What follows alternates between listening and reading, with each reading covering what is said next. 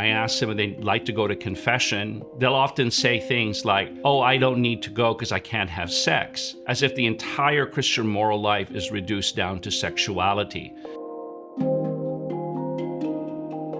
Staying on the topic of confession, let's take a look at some of the more common mistakes I experience among penitents when hearing confessions. The first is, do you wallow in storytelling? In other words, the normative way of making a confession is to be brief, to be blunt, and to be gone.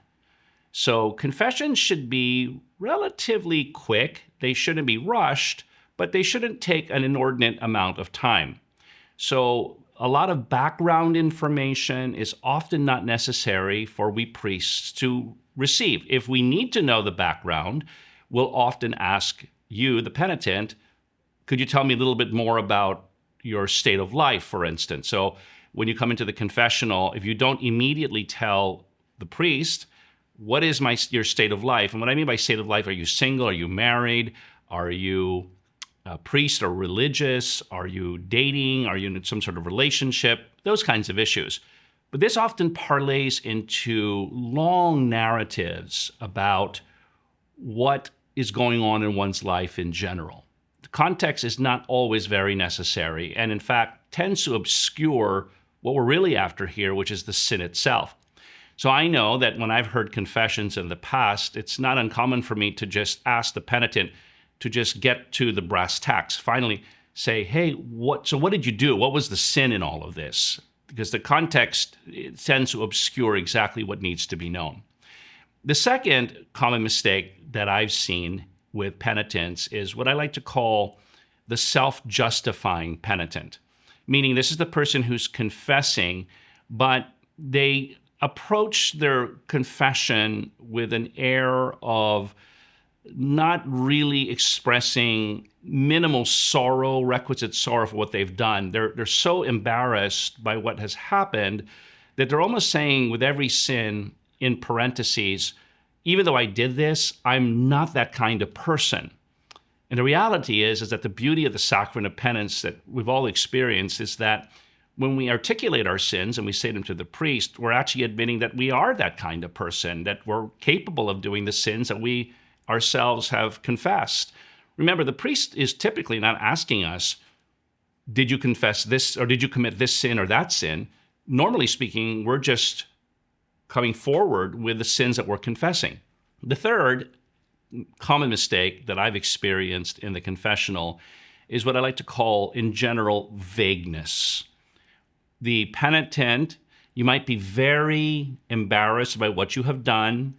You may be very frustrated by the repetition of the sin habitually, and you want to disguise or mask the matter of the sin, what you actually did, in language that is vague or nondescript. So in other words, you want to receive absolution, but you don't really want to tell the priest what happened. Again, without going into all the narrative and the storytelling. So sometimes people will say things like, I had bad thoughts. Well, I can think of literally thousands of bad thoughts someone could have, but the penitent, we need to be a lot more specific about what exactly the bad thought was, right? Because that could range from any number of sins. Another common mistake that I run into a lot as a priest in the confessional is that the moral life of Catholics is often reduced to sins regarding sexuality.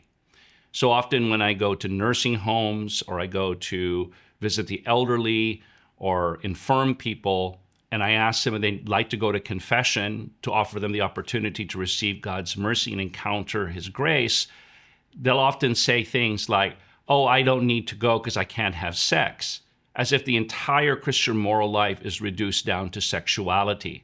What a penitent in that particular case may not realize is that we're capable of committing so many other kinds of sins that have nothing at all to do with sex itself. And then the other common mistake that I run into in the confessional with penitents is persons who try to reduce the gravity of their sins. In other words, they're trying to express their sins in language that says, Father, I'm not really that bad of a person. I haven't done something really bad. When in fact, they have actually.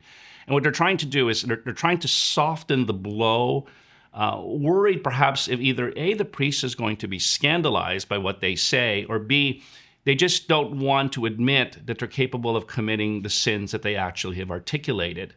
And this, of course, all of these problems are related in some way or another to a lack of humility in the sacrament of penance. And let's be honest, going to the sacrament of penance is humiliating. It's humbling. It's less than pleasant. And it's why it's called in part the sacrament of penance, because it's a penance to go to the sacrament of penance. It's hard, it's difficult, it's arduous. But, we're always persons who are seeking to be more humble, right? We want to be more humble persons. And often we forget the fact that one of the easiest ways to become humble is not to pray to become more humble simply, but to accept humiliations or to do humiliating work graciously. That's one of the easiest ways to become humble, because you begin habituating yourself into doing difficult things that in perhaps your own self-estimation may be a little bit beneath you. So whether it's the extended storytelling, the self-justifying penitent who doesn't really want to admit that they're that kind of person, whether one is being vague, or if you're trying to reduce the gravity and just merely the seriousness of one's sin instead of speaking plainly and honestly, these are common mistakes that we can all avoid in the sacrament of penance. As a final thought, I too am a penitent. I go to confession on a regular basis, and even I myself have to guard against these tendencies.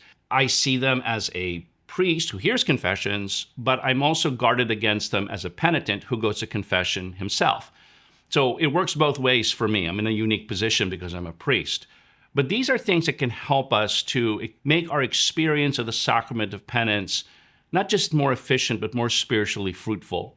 If we humble ourselves before the Lord, who took on the ultimate humiliation of suffering and dying for us, we will experience manifold graces that the sacrament of penance can bring. If you like this content and others that we provide, please feel free to click on some of the videos above. And as always, thanks and God bless.